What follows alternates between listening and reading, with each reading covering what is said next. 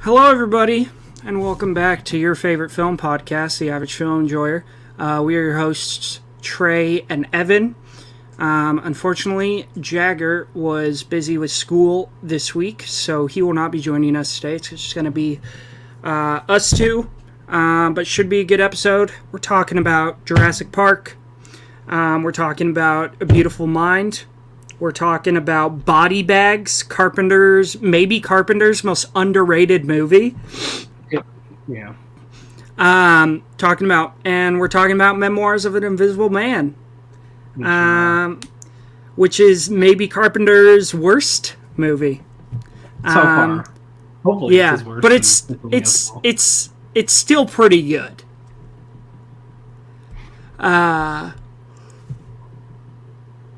We'll get into it. Yeah, sorry.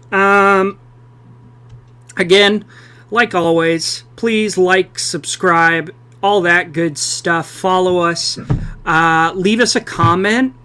We try to... Did we get any comments on the last video? I haven't checked our YouTube in a while. But we're going to try moving forward to respond to any and all comments. So please, if you have a question, a statement, a hot take, anything you want us to discuss, leave it down below. Yeah. Tell me the most overrated horror movie. Because we haven't been talking about it enough. It's spooky season. It's true. Check out our merch on our website, afepod.com. Get your spooky season merch now.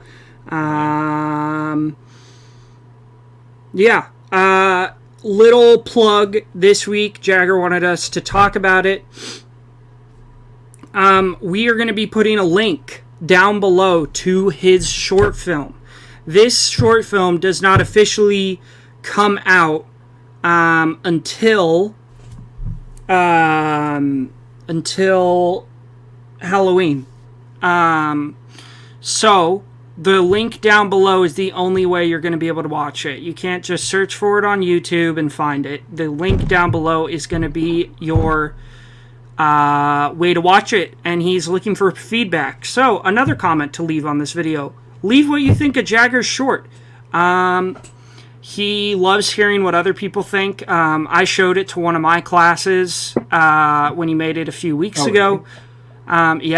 And they loved it. I love it. I don't know if Evan's watched it yet, but it's a blast. Link, I'll watch it.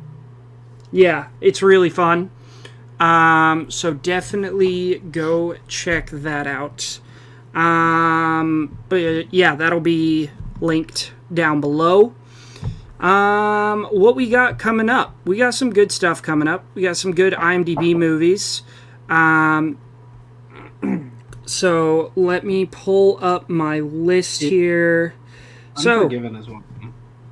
Yeah, next week we got. Well, we were supposed to have The Sixth Sense, but we're skipping that since we've already talked about it. If you want to check that out, go to our Sixth Sense M. Night Shyamalan episode, where we talk about it there. But yeah, next week we got Unforgiven, yet another Clint Eastwood movie. Trey, let me stop you for a sec, because I will say something. Since we're watching a Western, I'm committing now to watching Tombstone for next episode. Hell yeah. And we'll talk about it. Yeah, it's the best Western. I've never seen the Good, the Bad, and the Ugly trilogy, the Dollars trilogy, but I will tell you this. I don't see it living up to Tombstone. It's fucking sick. And it's a true story. That's great. Yeah, but you got all the 90s fellas. You got Bill Paxton. You got Kurt Russell. You got Sam Elliott. You got Val Kilmer. It's just cool guys doing cool guy shit. Tombstone is peak. But yeah, next week we got Unforgiven and Pan's Labyrinth. And then our Carpenter movies next week are Fine. in the Mouth of Madness. One of Evan's favorite Tied Carpenters. for first. And Village of the Damned. I was reading Letterboxd reviews for Village of the Damned, and I am very excited because it's kind of divided, but the high-scoring reviews have me really intrigued. Hell yeah. So I'm excited for that. And then the week after that, our IMDb movies. We're doing Shutter Midland and I believe Casino. God, both mid-ass movies. I don't want to rewatch Casino. Me neither. It's boring. Okay, Just watch Goodfellas. Maybe we'll skip Casino. Who knows? Because I don't want to rewatch it. But Casino is the Martin Scorsese montage for 3 hours. Exactly. I don't think that's a bad thing, but Yeah. that's what it is. The entire movie is the Martin Scorsese gangster montage. You've seen one, Yeah. you've seen the entire movie. But we'll talk about that more when we get there. And then that'll be our final week for the Carpenter deep dive. Because we only have 3 left, so we're just going to bust out all 3. We got Vampires. Who's in this one? James Woods, hell yeah. Daniel Baldwin. So yeah, we got Vampires, Ghosts of Mars, Ice Cube, and Pam Grier, and Jason Statham. No way. Yeah, dude. Yeah. I'm going to log it right now. Ice Cube and Jason Statham. Oh my god. For those who may not know, that's my fucking guy, Jason Statham. Yeah. Like, he's like how I feel about Nick Cage, you feel about Jason Statham. I was going to do an impression. And then Carpenter's final feature-length film, The Ward, with Amber Heard. Boo! My dog stepped on a bee. So, yeah, that's what we got coming up. Should be pretty good. Yeah, so, Evan, before we get into anything, how are you? How was your week? What you been up to? Anything exciting? I've been chilling. Went to the movies a couple times. Had Thanksgiving. Happy Thanksgiving to the Canadians listening. I doubt there's any, but you know what? Hopefully, happy Thanksgiving. And I got my hours slashed at work, so that fucking sucks. But That does suck. it's alright. Gives me more time to watch some Peak. Yeah, it's been a pretty standard week, and yeah, got my girlfriend's birthday coming up in a couple weeks, so we're planning. We couldn't really decide on gifts we wanted, so we decided that we're going to go for a fancy ass steak dinner because our birthdays are like a week and a half apart. Yeah. So we're going to go for a fancy ass steak dinner instead of getting gifts, and that's going to be Hell sick. yeah. And then we got our Halloween costumes decided. Yeah. Hold on, I'm gonna grab it. It's right here.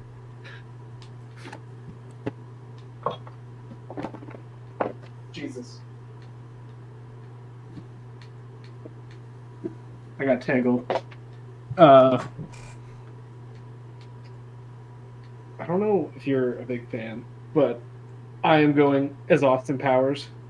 Yeah. Got the Okay. full setup here. Beth's going as Felicity. Nope. Yeah, Felicity Shagwell. Because she's the best. So that'll be fucking awesome. Yeah, pretty chill. How about you? School's crazy. Hell yeah. Chilling. Yeah, school's been a lot. I've been doing homework a lot. Me and Evan haven't been able to have a watch party in a while. No. We've been trying to bang sucks. out the Dr. Sleep Director's Cut, but it's 3 hours long, and it does not fit our schedules very well. Yeah. It'll come because soon. I got a lot of homework. But school's been good. Work's been good. Yeah, just chilling, you know? I found out about,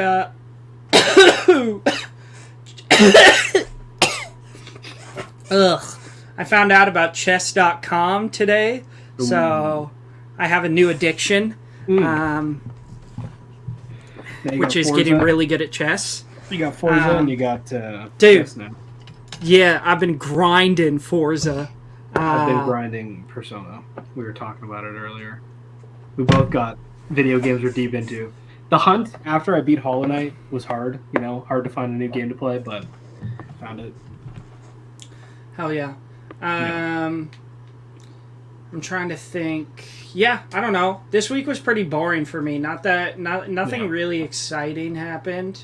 Watched some Peak at school, which we'll talk about soon. Did I? Yeah. Literally, like, yesterday. Oh, yeah. Yeah. I was like, what? But yeah. Yeah. Evan, why don't you take it away with movie news? What's happening this week? First things first, I want to talk about a movie coming out tomorrow night. Smile 2.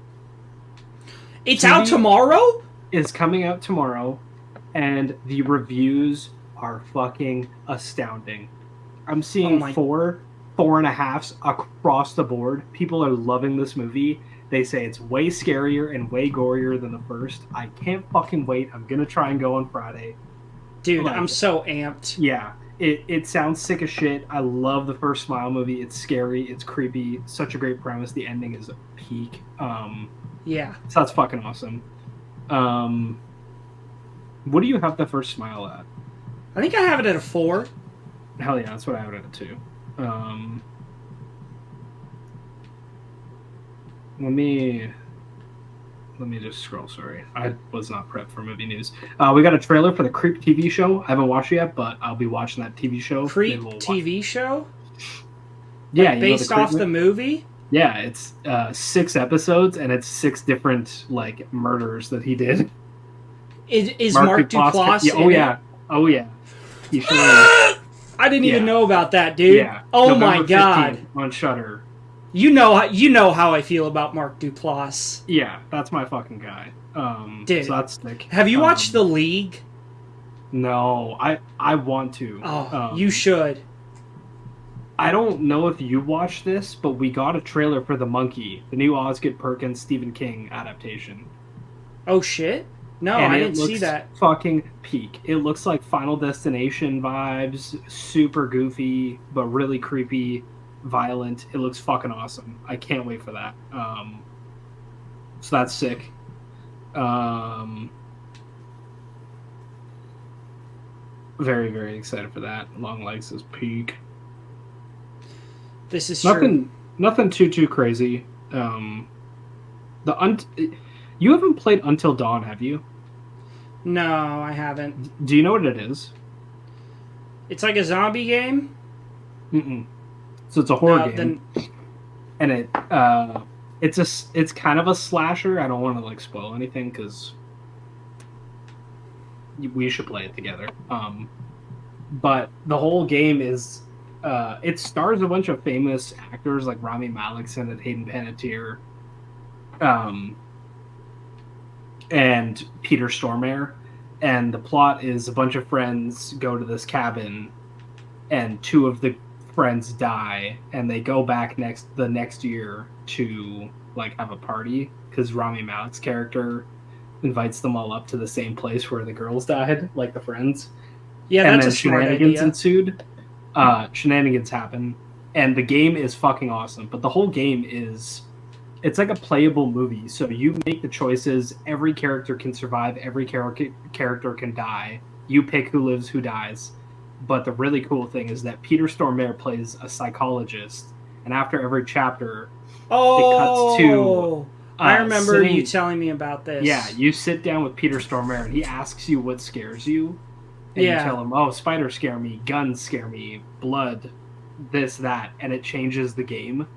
So, the movie has an official release date, April 25th next year. Peter Stormare is the only person returning from the game, so they're going to keep the psychologist thing, which is fucking sick. So that's gonna be cool. I'm curious to see how they do it, because the big like selling point with those games is getting to choose who lives and dies. So I'm like cautiously optimistic, just because they're really fun, but we'll see. And then the other thing, and I'll talk about it in a little bit more, but Terrifier 3 is going fucking bonkers at the box office. It's made like $20 million. We have a indie, self-financed, ultra-violent horror movie that's not even rated, just doing numbers. That's amazing. Fuck yeah. Go Damien Leone. That's a big W for the film industry. And I'll give a Terrifier review in a little bit. But yeah. Nothing too crazy this week. I don't know. Sounds like we're getting a lot of peaks soon. Yeah, a lot of peak coming. Also, a little side note, Liam Payne from One Direction. Yeah, dude, so sad. Rest in peace. Rest in peace. That sucks. Yeah. Shall we kick it over to the watch list? We shall. Why don't you kick it off and start with your 2024 releases? Yeah. So I've a few 2024 releases. I'll save Terrifier for the end. Okay.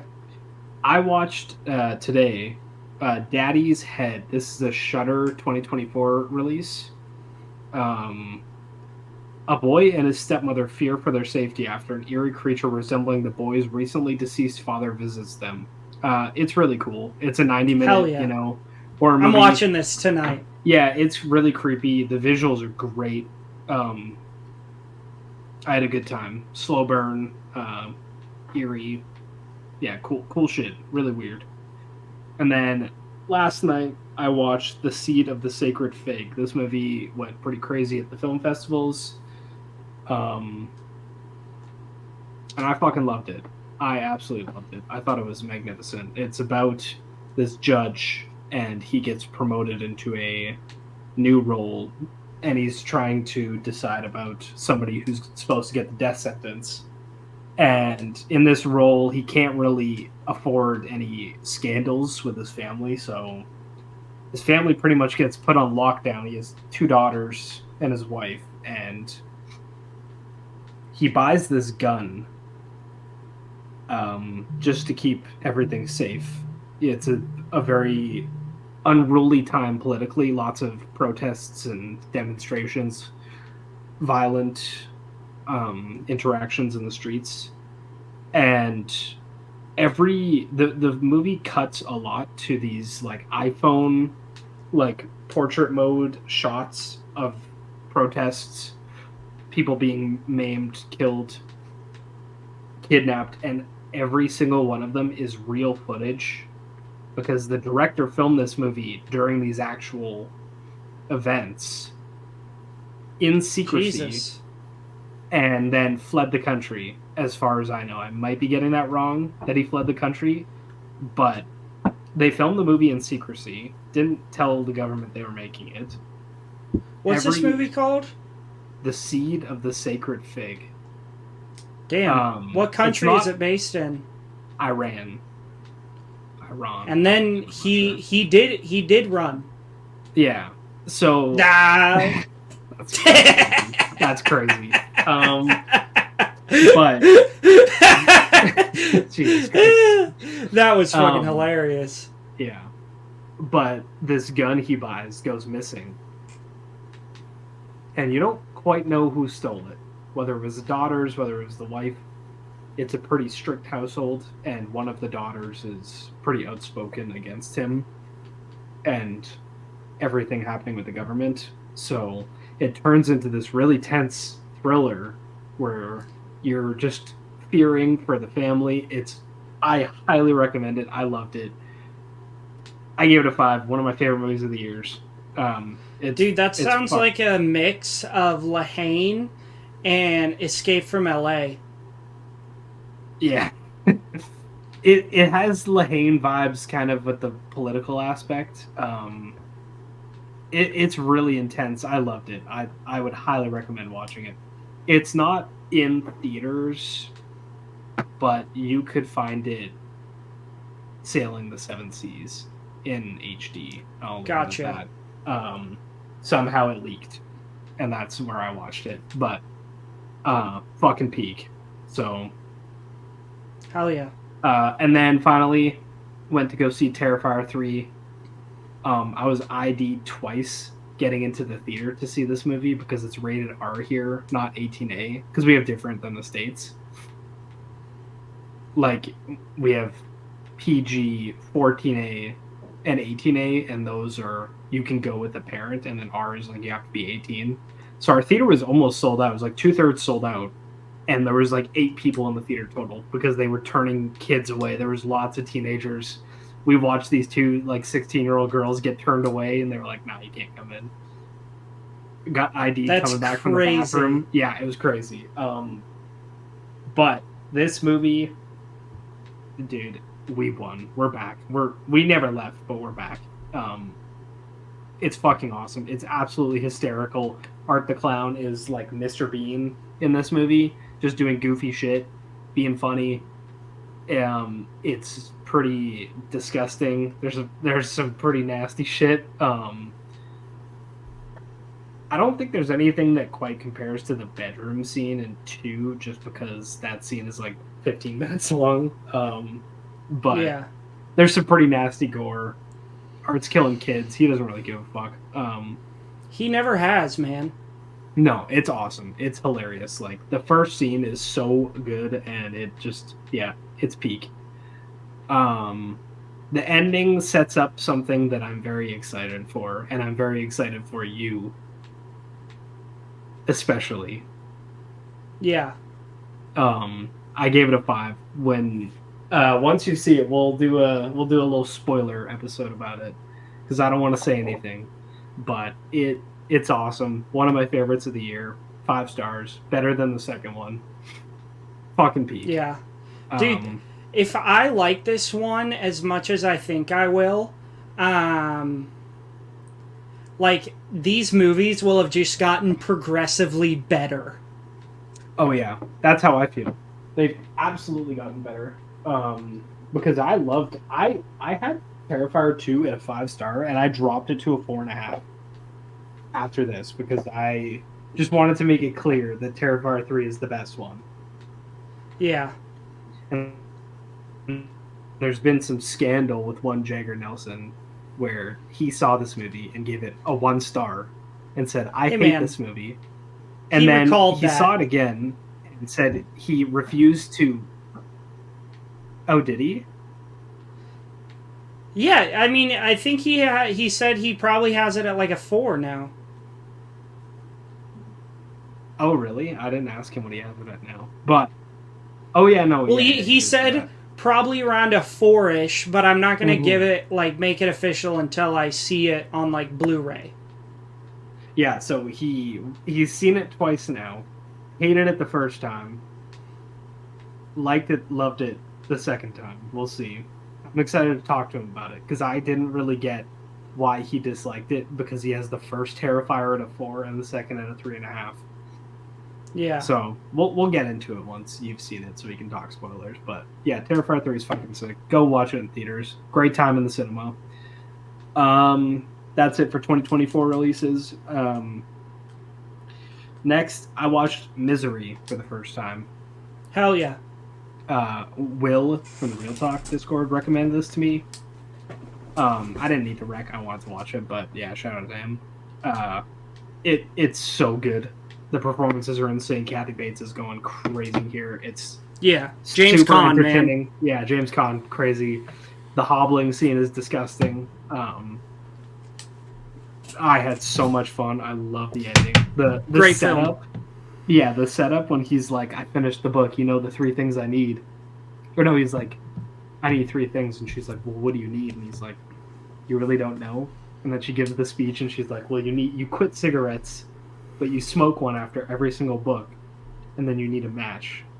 and a glass of champagne, and you can already tell that he's gonna like try and set her on fire, and it's just like, let's fucking go. And yeah, Misery is amazing. Absolutely loved it. 4.5, probably a 5. Who directed that again? Was it Rob Reiner? Rob Reiner, yeah, crazy. Dude, what a go. That guy has the most diverse filmography. Yeah, it's insane. He's got Misery, When Harry Met Sally, Stand By Me, The Princess Bride, A Few Good Men. This is Spinal Tap. Yeah, dude's cooking. Have you ever seen Spinal Tap? Yeah, Spinal Tap's great. Yeah. Dude, you know what? This is a complete tangent, but this is what we do. So, I know we both have a massive love for It Might Get Loud. For guitar players, that's like the greatest documentary of all time. Because it's 2 all-time greats and 1 overrated guitar player just jamming out. You know who I'm talking about. I know who you're talking about. Dude, that movie made me hate The Edge so much. Because he talks about...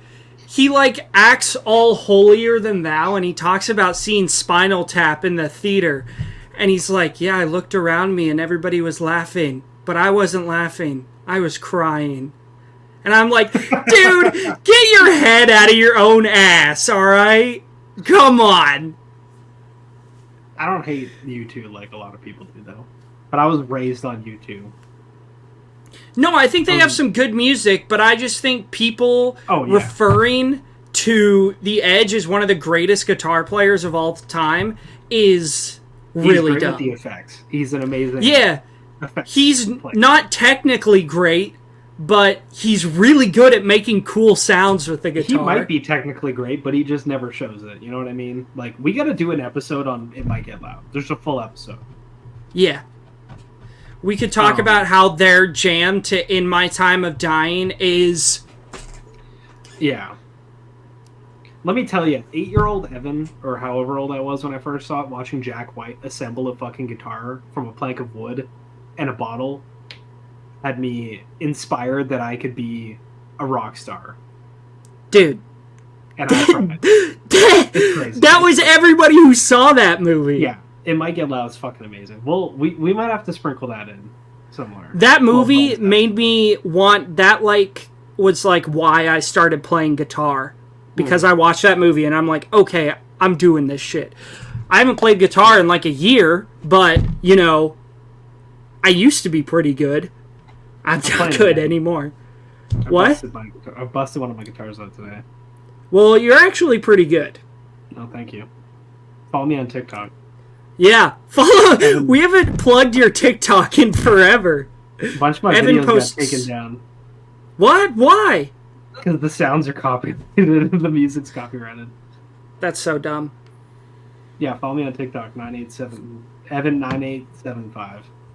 Play some cool guitar. Pretty good at it. Yeah. Back to Misery. Yeah, it's fucking peak. After that, I watched Videodrome, a staple David Cronenberg movie.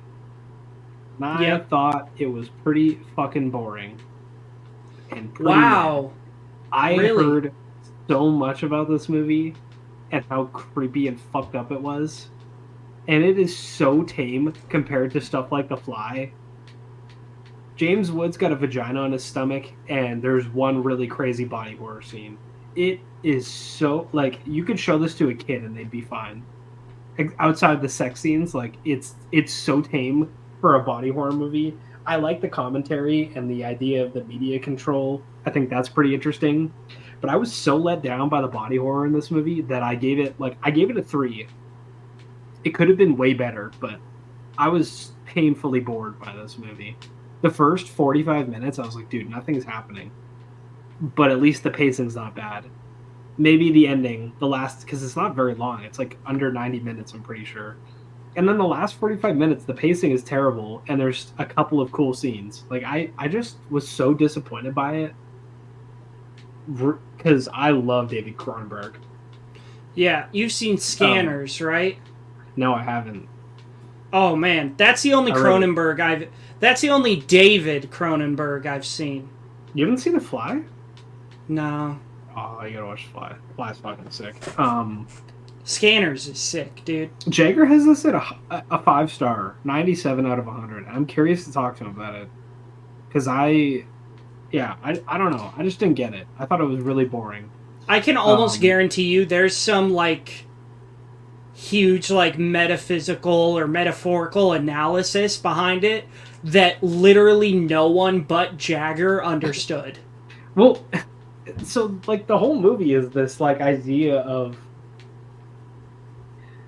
censorship and media control and controlling people and stuff like that. And I think that's really cool, but it's just, like, it's boring. It's fucking boring.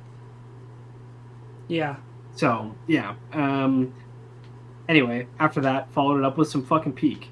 Absolute peak. I watched Event Horizon as part of my Hooptober list, and it was sick. Am I crazy, or is that like one of the best sci-fi horror movies? Yeah, it's sick as hell. It's Alien meets Hellraiser. I fucking loved it. Sam Neill, dude, just the GOAT. We're gonna talk about Sam Neill a lot today, and yes, we might have to title the episode "Is Sam Neill the greatest actor who ever lived?" Because he's so good. Lawrence Fishburne, insane aura here. Dude, I told you, man. 90s Lawrence Fishburne was just a different animal. Dude, the fucking scene when I can't remember what his name is, but he's trying to launch himself out of the airlock, and Lawrence Fishburne is racing to push him back in. Oh my god, holy dude. shit, it is so intense, and like Lawrence Fishburne is just locked the fuck in. Dude, it was so much fun. I was reading about Event Horizon, and Paul W.S. Anderson originally shot the movie, and it was 2 hours and 10 minutes long. And apparently it was insanely violent, filled with sex and blood and gore, and they forced him to cut it down. So when I was building my Hooptober list, it was pick a film with 2 versions, like a director's cut thing. And I Googled director's cuts of horror movies to get ideas, and this came up. What I didn't realize is that this director's cut never saw the light of day, and Paul W.S. Anderson said there might be a VHS of it somewhere. That's all they know. It never got released. There's no, like, it's hidden somewhere. It's just there's maybe a VHS of it somewhere. That's it. Man, and that like Eyes Wide Shut. Yeah, for real. Except the government in Hollywood didn't conspire to kill Paul W.S. Anderson. No. Yeah. Yeah. Instead, he went on to make the Resident Evil movies. Yeah, crazy. I don't know what the fuck happened. Married Mila Jovovich. He did? I think so. Good for him. I think that's why she's in all of them, because they're married. Oh, gotcha. It's like Ethan Coen and Frances McDormand. Yeah. So I was writing my review. I was like, dude, if this movie had more gore, it would be a 5-star, because I wish it went. There's a lot of like really quick cuts to super fucked up shit. Maggots, people being tortured, very Hellraiser-esque cuts in the third act, and it's sick as hell. But I was like, if I got a little bit more, this is an easy 5-star. So, loved Event Horizon. Absolute peak. Can easily see myself rewatching it. It's like 90 minutes long. Blows by. Sick as hell. If you like Alien, if you like Hellraiser, you'll like this.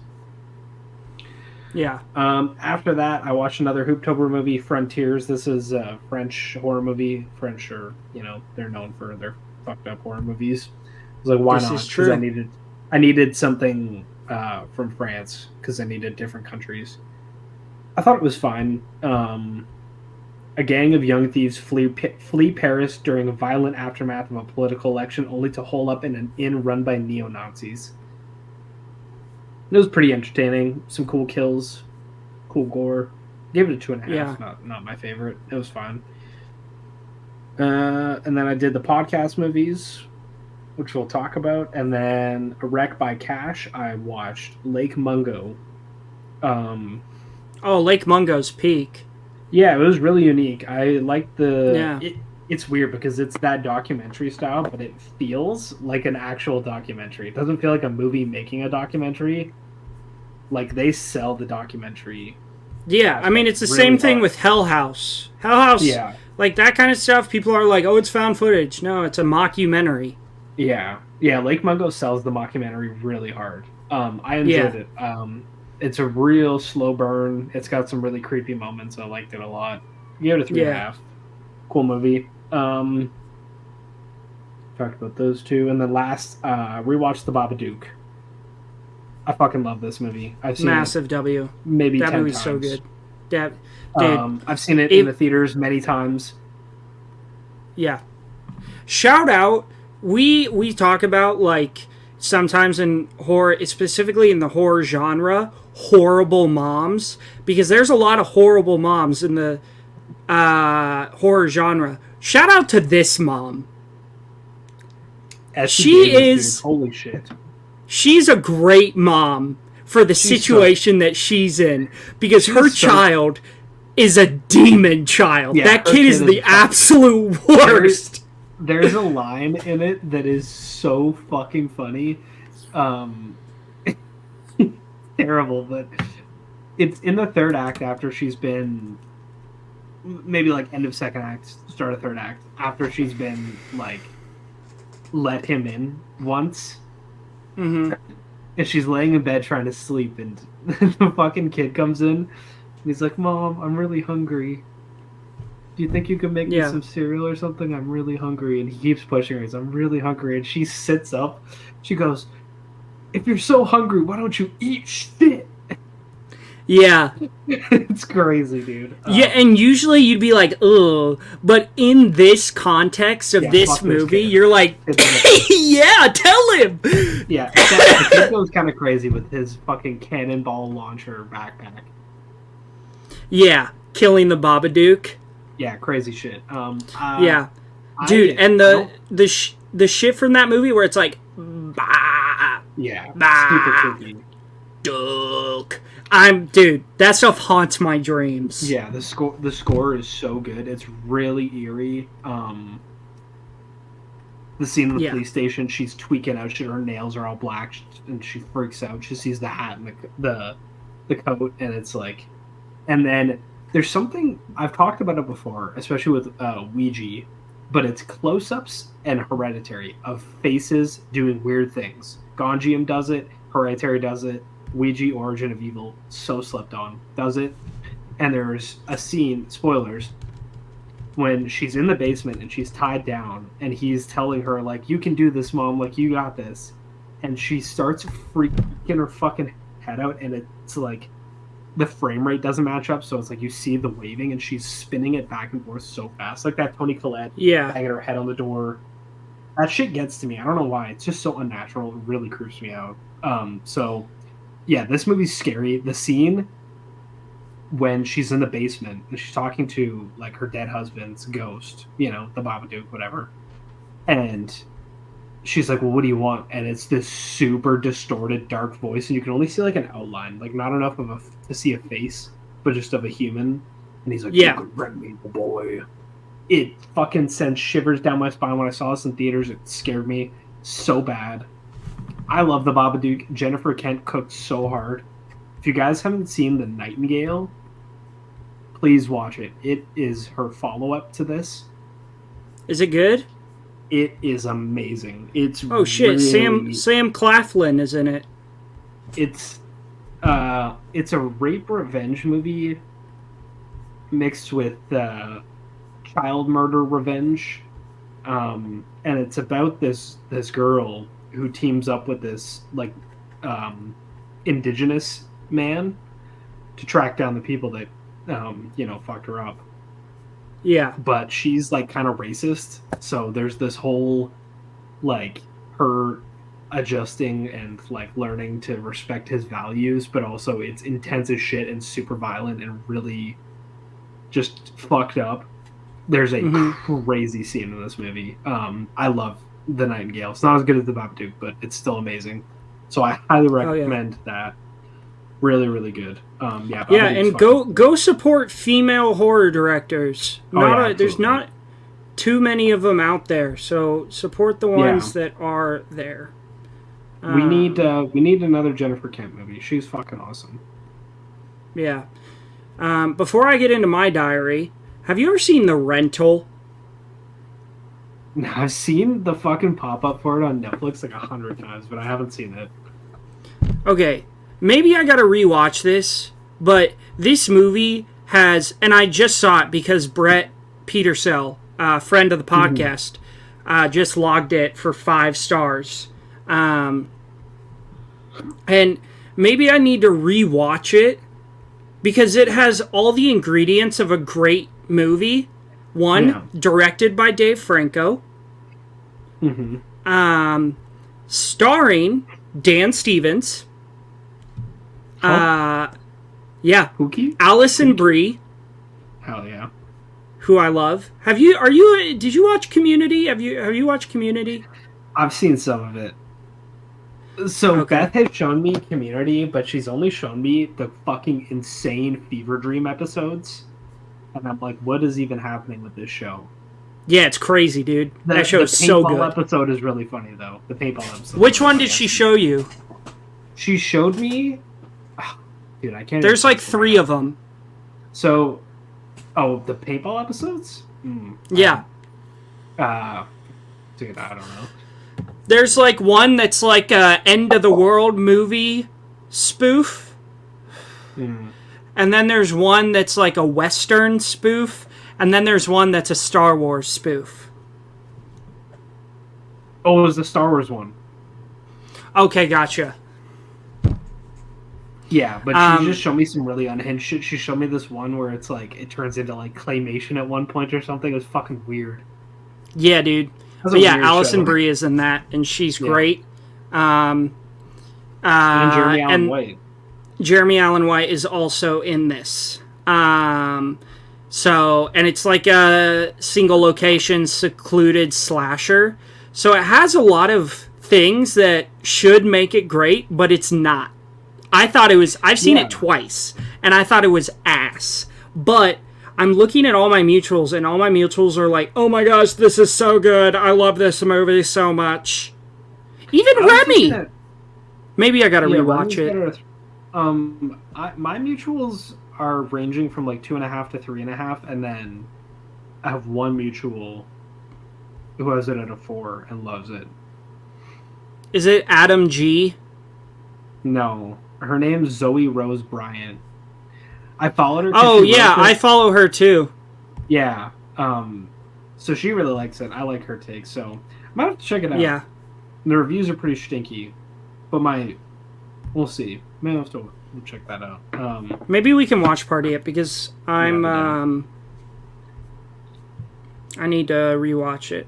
Oh, dude, I wrecked Cash Shutter, that Indonesian or Taiwanese, I can't remember, horror movie I love, but he couldn't get it because he doesn't pirate or anything, and it wasn't on streaming. He's like, I need a new rec. So I gave him Deadstream, and I said, you and Carl have to watch this movie together.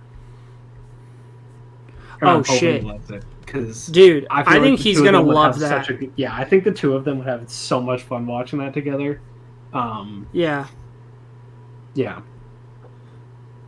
Let's see. Yeah, it is Taiwanese. Dude, I was listening to the Film Scoop from this week, and they were talking about horror series and whether you should keep them or bring them back or cancel them. They brought up Children of the Corn, and Cash is like, yeah, fuck that shit. And Carl's like, they were like, one is too many.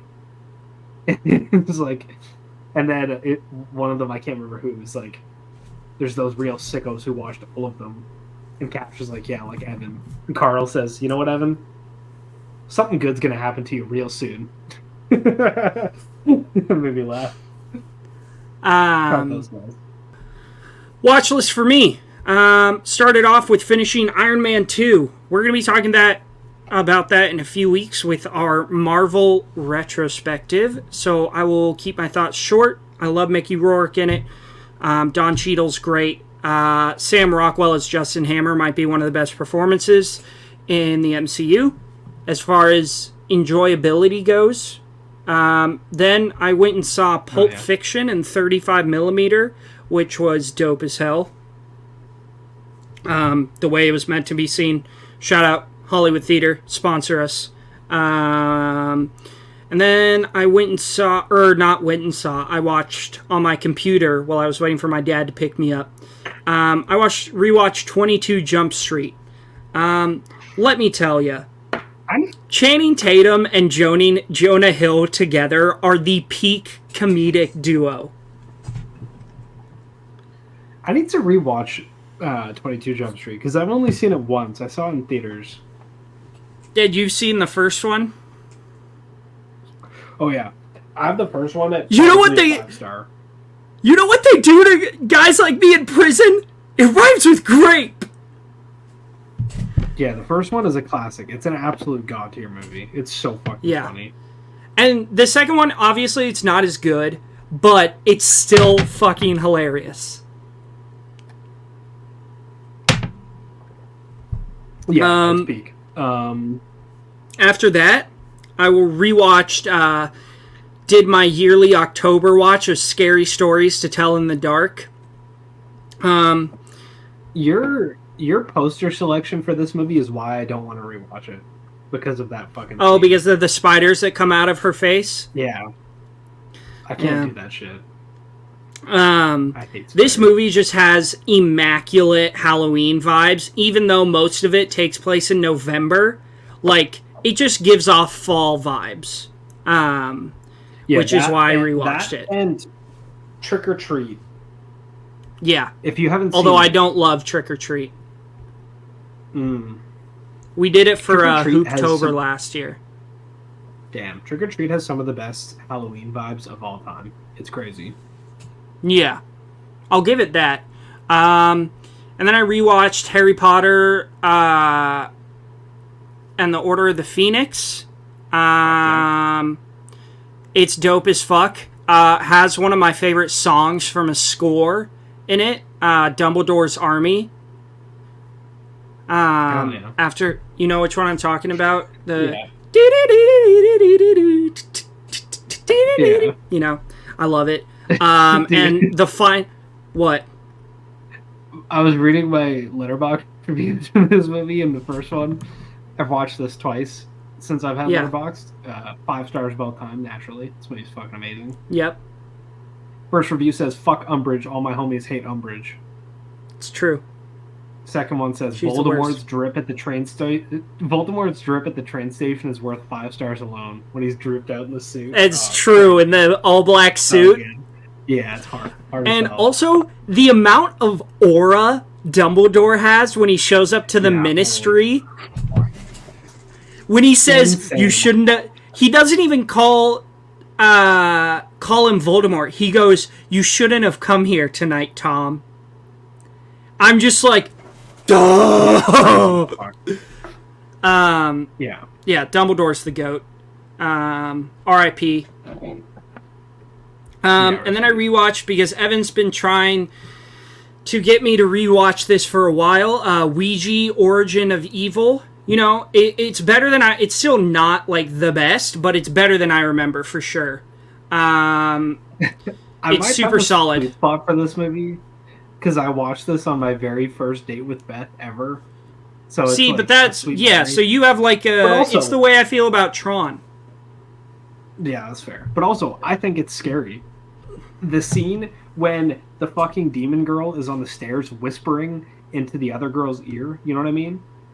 Yeah. Yeah, that's the same thing that I was talking about earlier. It fucks with me so bad. I don't know what it is, but yeah, creepy as shit. The one that gets me is when she's like, the demon is going into her, like climbing in through her mouth, and she's like leaned back, just... Yeah. I'm like, that shit's creepy as fuck. Dude, we need to 3.5. watch Party. We need to watch Party... Oh, sorry, just Tangent City here. We need to watch Dude, Party this is what happens. By the way, for you listeners out there... every time I hop on a call, like me and Evan talk basically every day, and every time we get on a call together, it should be just for like 5 minutes, like, hey man, how you doing, da da da da da. It usually ends up being like 20 or 30 minutes of us just talking about movies. Yeah, it's gonna be the same shit tomorrow. Yeah. We have to watch Party Gone Jam Haunted Asylum. Yeah. You're gonna love it.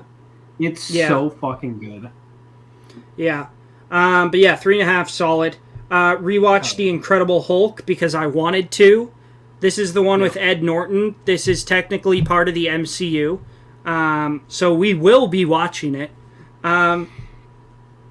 Besides some obvious CGI issues, this movie rips.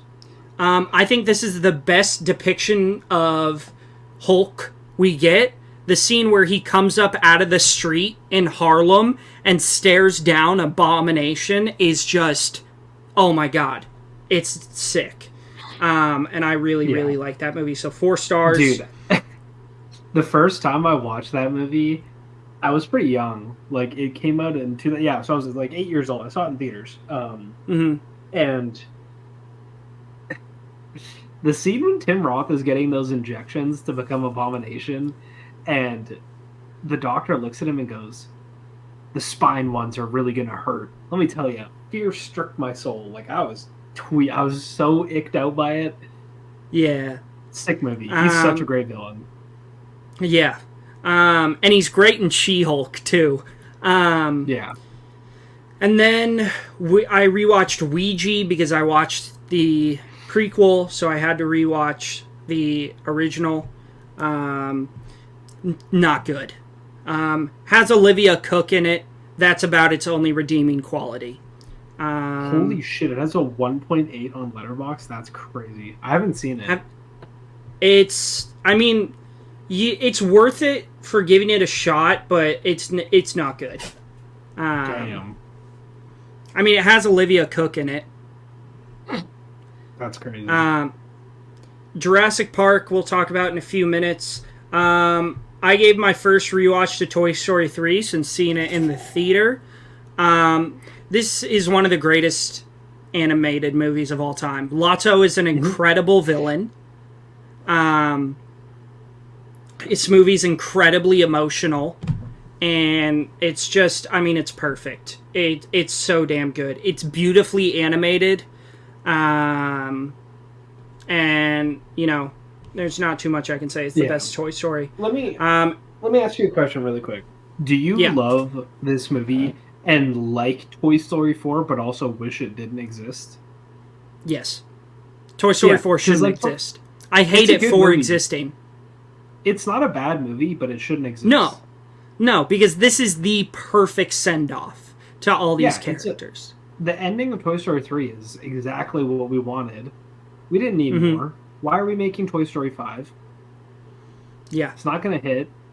Same shit with Inside Out 2. It's not as good. Like, you know, we got a new Finding Nemo movie coming out. Finding Dory already wasn't as good, so, like, what are we doing? Pixar, that's dumb. Chill out.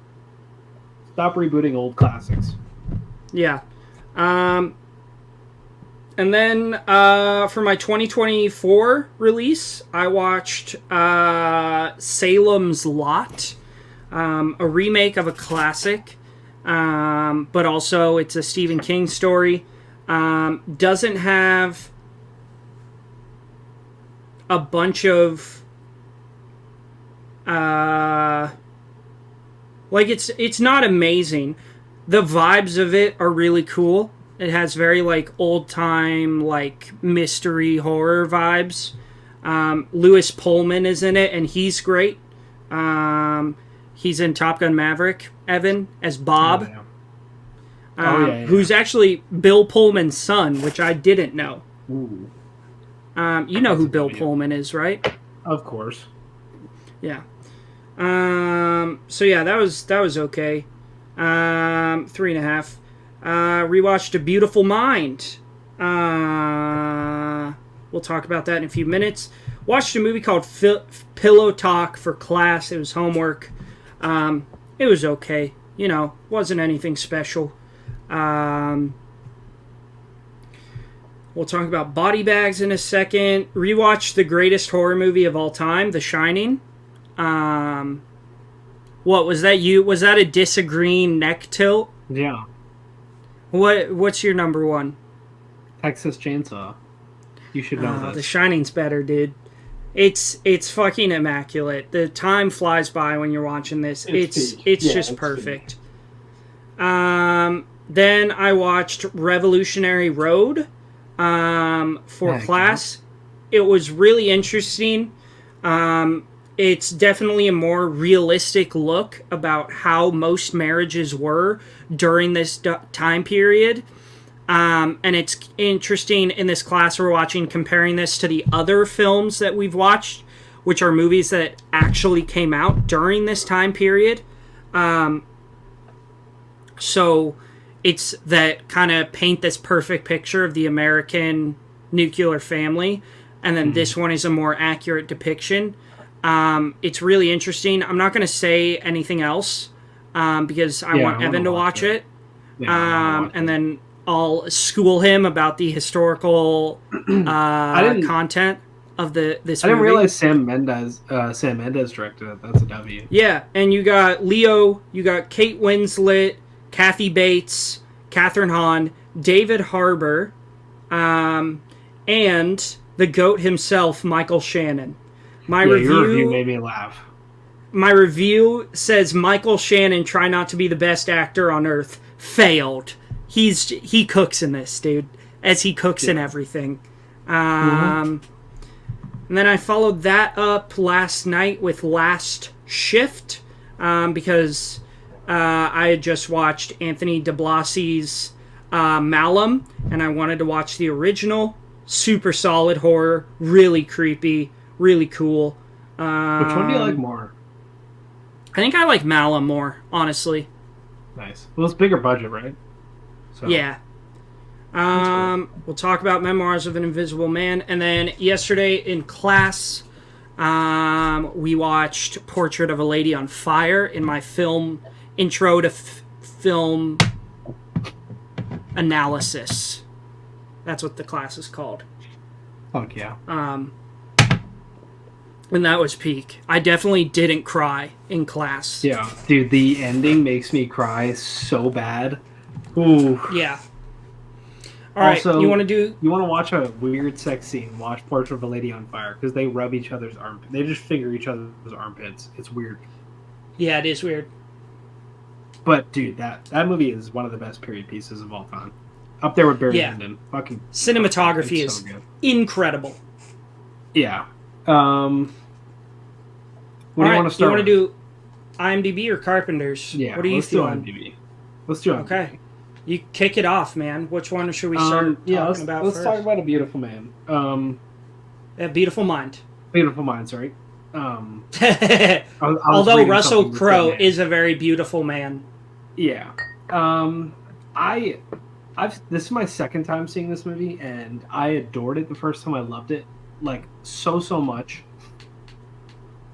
On rewatch, I still really loved it. Ron Howard is a great director. Shout out to Arrested Development, because dude's got a great voice. A little weird side tangent, but yeah. This is a really, really solid biopic. Russell Crowe, so good. Paul Bettany, I forgot he was in it. He's so fucking good. Ed Harris, menace. Christopher Plummer, right? No. Yeah. Okay, yeah, that's what I thought. He's really great at the performance. And then, what's her name from Jennifer Connelly? Thank you. Was it from Requiem for a Dream? She's great. Like, every performance here is amazing. The plot's great. It's this like really interesting study of the mind. Got some espionage mixed in.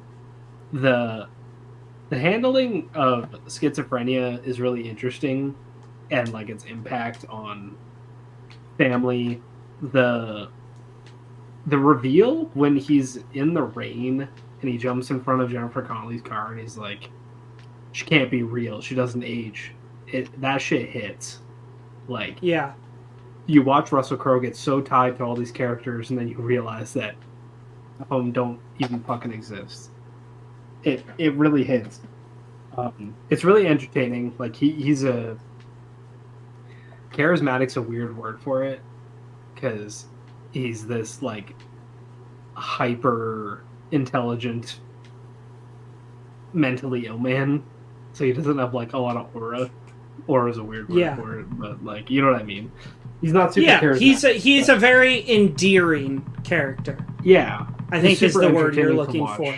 Yeah, like you care about him, and you care about him from the first scene. Like exactly, you walk in, you walk in, and it's like he's meeting up with all these, like Winklevoss twin type shit when he goes to the school, and he's with like, Josh, what's his face?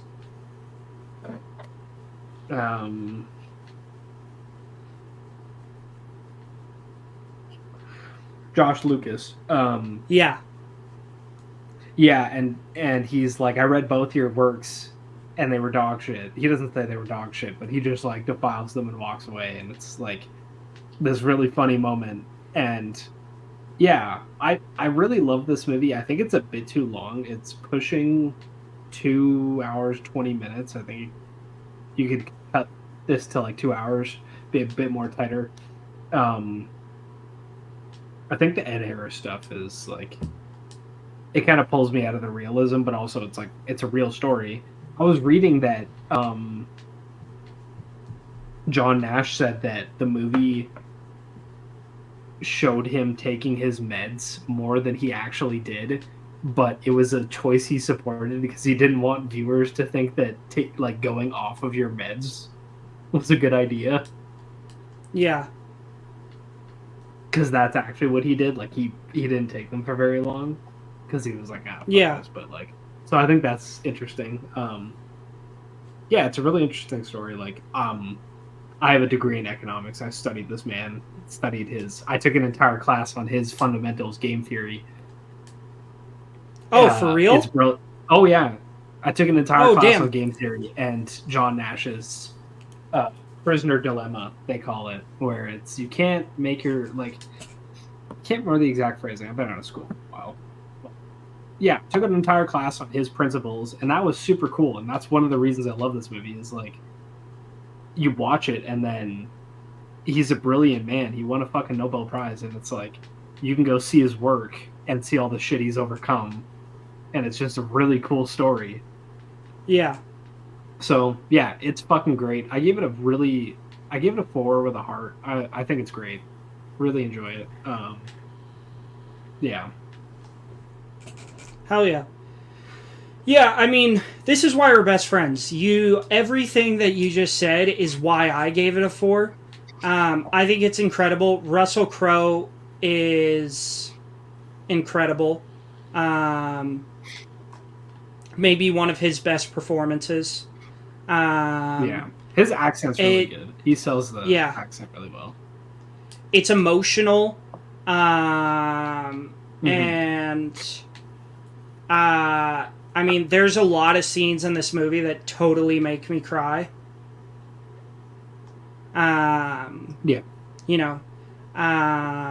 Especially when he starts receiving all the pens when he's sitting in like the cafe at the end of the movie with the guy who wants to offer him the Nobel Prize.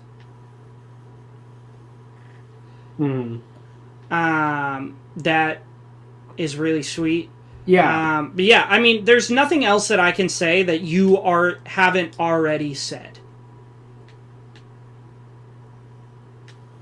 Yeah, and I think that one of the like really strong aspects is like, and it goes by pretty quick, unfortunately, and I wish they fleshed it out a bit longer, but him coming to terms with having to ignore Paul Bettany's character.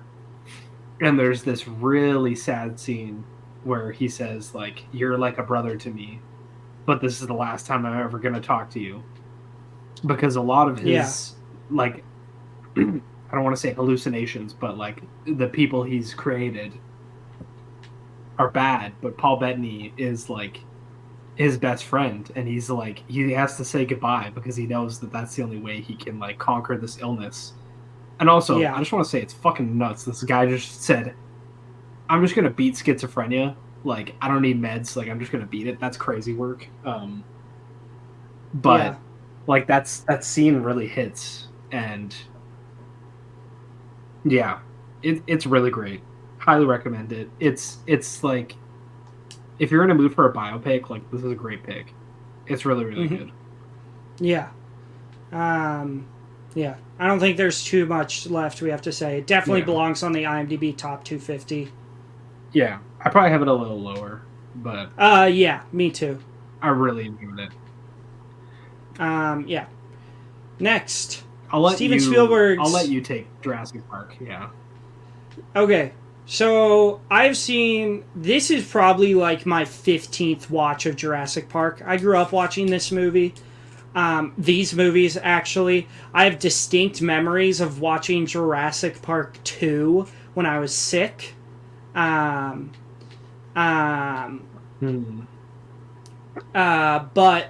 like, Jurassic Park. I grew up watching this. I've only watched it a couple times since I got really into film. Actually, I think I've only watched it once since I've gotten really into film, which is nowhere near enough. After this watch, I have officially decided this movie's perfect. 100 out of 100. Zero flaws. The acting is incredible. The writing is incredible. Every character is extremely lovable in their own ways. Richard Attenborough is great in this. Like, the whole welcome to Jurassic Park. Like, that whole shit is great. Yeah, you called me when that scene was hitting, and I was like, I need to pause this. Yeah. Like, and Steven Spielberg shows this in Poltergeist too, is he has this crazy ability to perfectly balance, like, the whimsicalness of being a kid and that kind of childish wonder, but also, like, extremely tense and anxiety-inducing situations that occur throughout this movie. So, and I think that's what's so impressive about this, is, like, this is a kid's movie, but it's also terrifying, you know? Yeah. I do hope that one day we get a more book-accurate version of this movie. Really, because the book is just a straight-up horror novel. And I would love to see just a dinosaur horror movie. But, I mean, this movie is just immaculate. It's one of the greatest of all time. One of the greatest scores of all time. John Williams just cooking per usual. This is one of the rare times where I would say John Williams cooked maybe over Hans, or on the same level. Dude, John Williams has... The amount of great he has is so much more than the amount of great that Hans Zimmer has.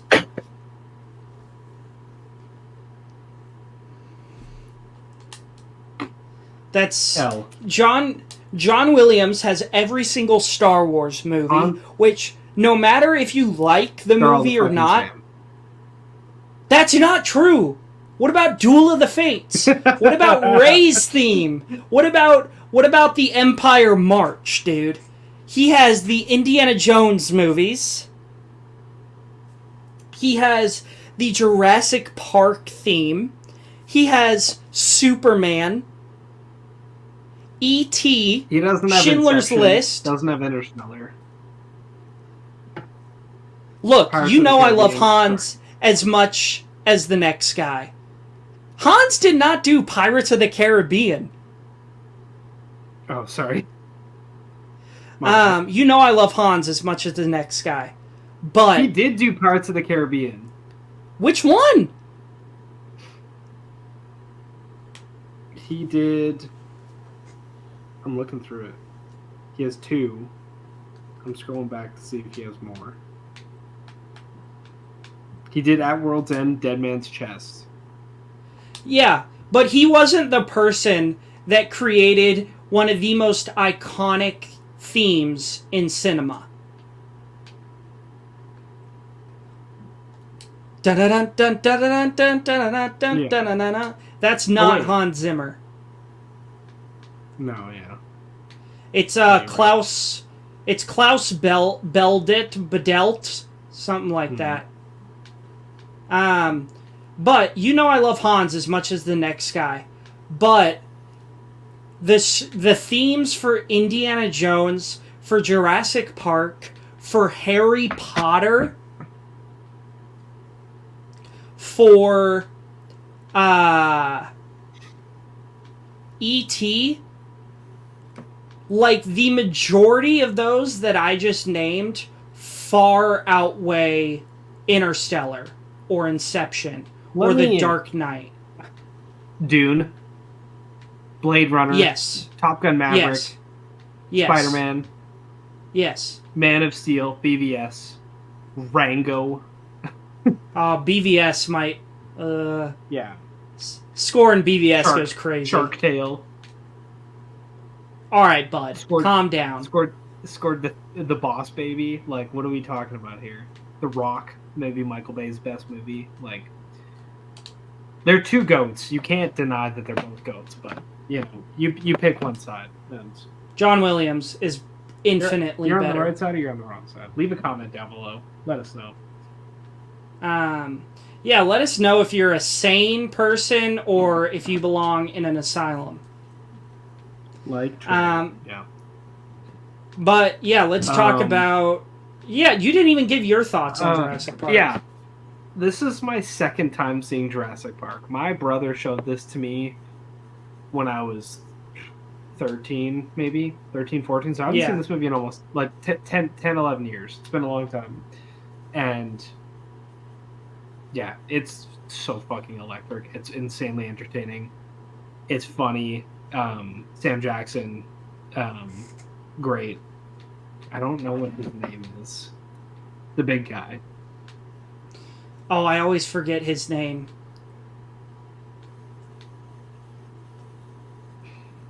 But he's fucking awesome.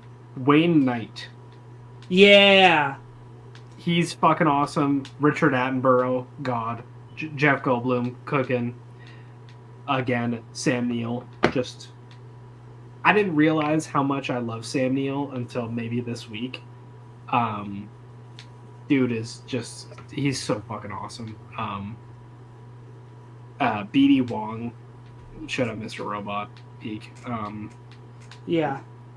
Yeah, it's just really interesting, but also, like, yeah, you nailed you nailed it. Like, it's super intense. The fucking scene with the kids in the kitchen, crazy work. It's amazing. And the ending, when the banner drops over the fucking T-Rex, it's just peak as shit. It's fun, intense, scary, wholesome. Like, it's everything. It's a perfect adventure movie. How Jagger has dominion over this, I will never know. Yeah, that's insane. Insane. This is a perfect movie. I can't see a fault with it. It's a perfect adventure movie. Like, it's right there with Indiana Jones as this, like, just masterpiece in adventure that hits every tone it wants to. Comedy, action, drama, horror, like, it's all there. It's fucking amazing. And the visuals are insane. Scores god tier. Yeah, it's peak. 5 stars. Still goated. I'll be rewatching it much more frequently. I want to watch the sequels because I've never seen any of them. I've heard some stuff about The Lost World. Want to check that one out. That's number 2. It's definitely not bad, but it also ain't great. Yeah, it's crazy that they had such a fat drop off. Well, and then Jurassic World is great. Yeah, Jurassic World's great. It's probably a 4-star. I've only seen it once, saw it in theaters. That was a great time. I haven't seen the 2 sequels to that. I probably will though. Yeah, you just got to do a binge, man. Yeah, I did that a while ago. It's amazing. I love it. Dude, and guess who's in Jurassic Park 3? William H. Macy. No way. That's crazy. Yeah. That's a W. That's a fat W. Love that. All right, Yeah. let's get into it. John Carpenter. You want to talk Let's- Invisible Man first and finish? With Yeah, Peak? and then we'll finish with Peak. Yeah. Okay. You want to start? You want me to start? You start. Yeah. Memoirs of an Invisible Man. I was really on board with at the start. I like the voiceover, past tense, like telling the story. That was pretty fun. Some interesting visuals, and then this. For those who don't know, this is an Invisible Man story with Chevy Chase And Daryl Sam Hannah. Neill, of course. Yeah, and Sam Neill, the goat. So we got a decent cast. I mean, Chevy Chase, not a great person, but that's okay. This, I had fun with it, but also was a bit disappointed. You have to expect the Carpenter goofiness with this one. It's very different from the. Is it Lee Winnell? No, who did the remake Of what? The Invisible Man? of the Invisible Man? Yeah, but technically this is a remake. But yes, it's Lee Winnell. Yeah. Oh, it is Lee Winnell. Okay. Yeah. Yeah. The remake of a remake. You know. Debatably the one's best really horror serious movie of and this intense. That's pretty decade. goofy. That's crazy shit. That's not that Malignant crazy, came out this dude. decade. Like, get fucked. Yeah, it's better than That's crazy. Malignant. That is so crazy. Get the fuck out of here. I resign. I honestly That is might insane. rewatch it tonight.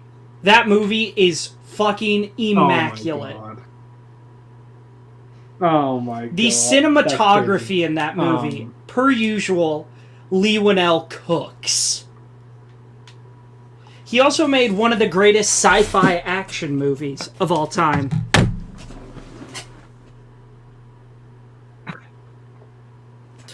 All right, let's move on.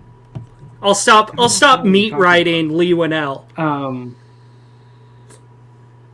don't know if I know what sci-fi action movie you're talking about. Upgrade, dude. Oh, Have you not seen that's what Upgrade? Oh, I saw Upgrade in theaters, Trey. All right, sorry. Twice. Sorry. With Tom Hardy's clone. Yeah.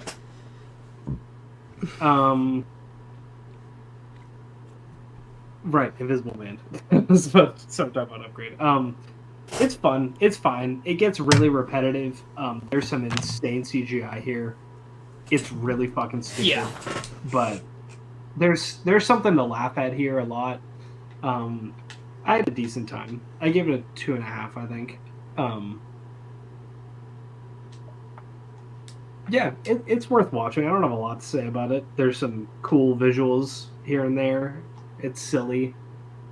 Yeah. Yeah. Yeah, I mean, I completely agree. That's There's fine. not too much else I can say. Silly visuals. It's a fun time. You don't really have to turn your brain on for this one. You can kind of just, like, zone out, do whatever. Yeah. You won't be missing much. It's definitely Carpenter's weakest, but worked pretty well. yeah. It's definitely Carpenter's weakest, but that's saying a lot because this is still, like, not awful.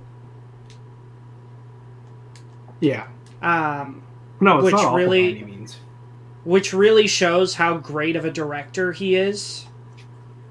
Yeah. But yeah, let's move on to John Carpenter's most underrated movie, easily, Body Bags. Hidden gem. Oh my god, this movie is Yeah. awesome. You got Yeah. For those who don't Stacy know, this Keach. is an... So, go ahead. No, you take it. Yeah. For those who don't know, this is a horror anthology of a few short stories. I don't know what the directors were for each one. If like who did what, but I know you have John three Carpenter stories. did the first one, and then Tobe Hooper did the second one. I don't know who did the That third doesn't one. surprise me. Maybe they Yeah, like collabed or something. yeah. So the plot here is John Carpenter, in his glory, is playing a mortician, working in a morgue. He's got a lot of weird shit in there, and he's just eyeing down these bodies, and he's telling stories about how these people died. And he's got all these wacky gadgets, a lot of gross shit in there, and you get three short stories. You get one about a gas station clerk. Some shenanigans go down. That was my least memorable one because I got Yeah. so sucked in by the other two. The first one, we'll just talk about it piece by piece, but the first one was pretty entertaining. I was like genuinely on the edge of my seat every time she had to leave the booth, Yeah. the gas station clerk, and it's like there's this scene where creepy guy goes into the bathroom. She's like waiting for somebody to come check so that she can get him to go look in there, and I thought that was pretty creepy. You get some really solid gore. Yeah, I just had a really fun time with the first one. Nothing too crazy. And then you get into some crazy shit. I don't know if you have anything to say about the first one. No, you said it all. It's basically a redo of how it's very similar to how Halloween is. Like just a fun They name nighttime dropped slasher. Haddonfield so many times in the two. Yeah, I was like, okay, John, calm down. Yeah. So the first one, really fun time. Not too crazy unique or anything. Some cool kills, fun time. I think Sam Raimi plays one of the guys that gets killed, like the guy in the car that gets killed. With some cool horror cameos here. Yeah. And then we get to the second one, Hair. And let me tell you, this is some of the most fun I've had watching a piece of horror in a long time. Because this is about a guy who is so self-conscious about being bald that he goes to... I don't want to spoil too much of this because I've already recommended this to a couple people and they're like, yeah, I'm going to watch it. He goes to... We'll give a spoiler warning because I want to talk about a couple scenes, but he goes to this, company and they're like, oh, we'll give you this special hair transplant. And he starts growing a lot of hair. We'll leave it at that. This thing is fucking hilarious. It is so funny, unique. There's some great practical and some mediocre CGI that is really funny looking. This is easily my favorite of the three. I had so much fun with it. Like, this one is an easy 5-star alone. Agreed. Yeah, I thought Hair was hysterical. We'll skip forward 2 minutes. We're going to talk spoilers for a couple minutes because there's some scenes in this shit that I want to talk about. The first time he goes to the barber, I would realize where this was going and realized that it was going to be this guy trying to figure out how to get some hair, and I like locked in. I was like sat up. I was like so ready for this to be goofy as shit, and then like you get some funny phone conversations where he's like, the girls he's with think he's cheating on her and he's like, oh, I'm sick, but then it's like, nah. And it's like, if you have trypophobia, don't fucking watch this one because he's got these big holes in his head with hair coming out of him. He's like shining a flashlight in his throat and there's like little hair follicles popping up and it's really funny looking. Pulls them out, they're crawling back to him. It's just really stupid, but so much fun, really unique. I wasn't expecting it. I don't really know what to expect going into it other than I was gonna love it. And yeah, this one was just such a fun idea that it was executed so well. I had such a good time with it. The ending's really good.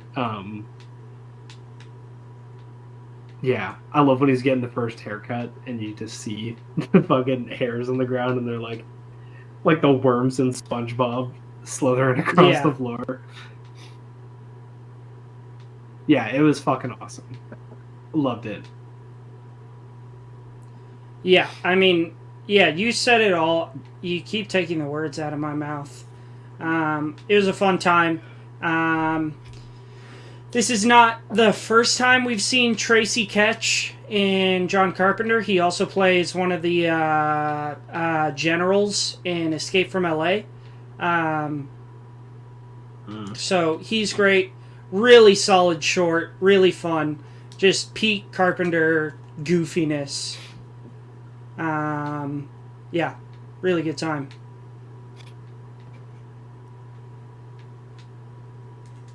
Do you want me to keep leading it for the third one? Yeah, dude, you're killing Or do it. you want to take over? I'm also like really tired. Yeah, the third short is it takes a swing, and in between all these shorts you get John Carpenter being a silly goose, poking with dead bodies and and Drinking formaldehyde.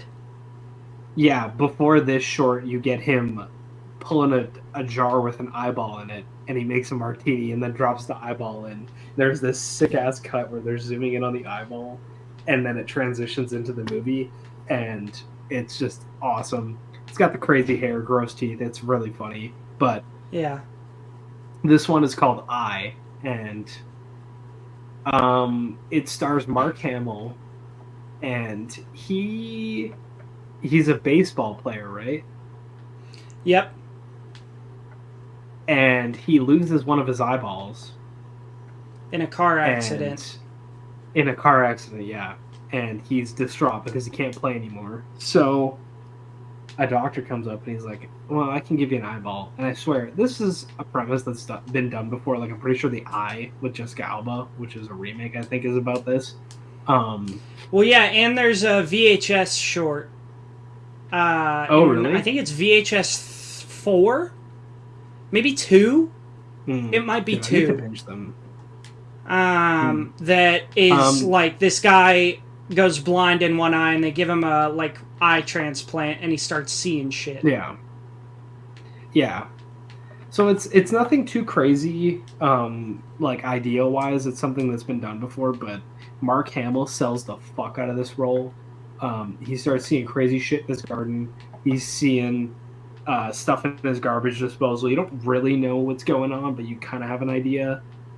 And you realize that this eyeball belonged to a serial killer who, like, ground up the bodies in the garbage disposal, buried them in the backyard. Yeah. And he's great in this role, but there is a, like, trigger warning, crazy rape scene in this short. It made me very uncomfortable. Mark Hamill. Yeah, you get Mark Hamill cock and balls where he envisions his dead wife, and then it cuts back to him having his way with her. It's really off-putting. I was not expecting it because of how stupid and lighthearted the rest of it is. So this one is definitely a lot darker, but yeah, there's some really cool imagery, and I like the twist on the idea. So I still had a good time. This was probably my second favorite. Yeah, this was my number one. Oh, really? Yeah, I loved this one. I love that for you. Yeah, I had a... No, this is probably 4.5. Like, I gave this a 4.5 overall. So the first one is probably a strong 4. Second one's a 5. This is probably 4.5. Mark Hamill, no stranger to being a villain, infamously the Joker. Like, dude locks in here. He's creepy. He's got that smile, that terrifying smile. He sells terror really well, and I just thought it was really entertaining. But yeah, man, dude, it gave me the ick. Yeah, it gave me the ick. Yeah. As a whole, This movie is just an absolute blast. This is a horror staple or a Halloween staple for me now. Like I'm gonna watch this every single year. Yeah, for sure. Like watch this with the boys, get some popcorn, get some whatever, you know. Yeah. It's just a fun time. And the ending cutaway with John Carpenter, I won't say anything about it, but it's really fucking funny. This is easily his most slept on movie, and you know how much For I sure. love In the Mouth of Madness. And This Assault thing on is a Precinct fucking 13. banger. Yes. This thing's a fucking banger. Easy recommend. I really want to see more people log this month because I just think it's a really unique thing. Like outside of VHS, you don't get this a whole lot. There's these anthologies, and if you do, they're like a lot of them are stinky. Like even VHS, some of them are really stinky. That's not true. So Don't say that. It's really only the third one. Don't you? Okay, I was gonna say. I was like, don't you hate the third one? Yeah. But you said even VHS, a lot of them are stinky. That's not true. All of them are peak except the third one. Sorry, my bad. So yeah, watch Body Bags. It's fucking awesome. It's just so much fun, really entertaining. This is like number 4, I think, in my Carpenter rankings. Yeah. I need to make my Carpenter we haven't rankings. talked about our rankings in a little bit. Yeah, well, we'll save it for next. Yeah, we haven't since talked about our next rankings in a episode little is bit. the final episode of Carpenter. We'll talk about it next episode. No, we have 2 more. We have 2 more. Oh yeah. Well, let's just talk about it Mouth on the of final Madness and episode. Yeah, but this one ranks high. For sure. I really, really loved it. And I can't wait to watch it again. I'm probably going to show it to Beth because I think she would have a fun time with it. Yeah. And Jagger, if you're listening to this, you think you've dodged John Carpenter movies, but we're going to create a You're list. really missing out. You're going to have to watch them. Yeah. We're going to give you 5, and you're going to have to watch them. And this will be on there. Yep. That's true. Yeah, and don't think you've dodged Jurassic Park conversation because you haven't. We're going to be talking. Yeah, about we'll dog it. on I'll him be next watching week. Jurassic World. We're watching Jurassic World Dominion, and it's going to be a big old slander fest, and I'm excited for it. Well, you got to watch the Body rest Bags. of them. At least the rest of the Jurassic Oh, no, World yeah. movies. I'll probably do a run through of because I think Beth really likes Jurassic Park movies, so I'll probably do a run through of World by myself. Yeah, like again, watch Body Bags. It fucking rips. It's so much fun. I can't overstate it. It's such a good time. Like you don't gotta pay too much attention. You know, it's just a fun movie. Yeah, great time. Yeah. All right. We'll Well, leave it at that's the that. episode for today. Please join us next week. Again, click the link It's gonna be down below to check out Jagger's new short film. It's gonna be a Dunkin' Donuts factory in here next episode because we're talking about one of the best horror movies of all time, In the Mouth of Madness. So be ready for that. Yeah. All right, my everybody. Be a good time. Thanks for listening. Be good. Have a good night.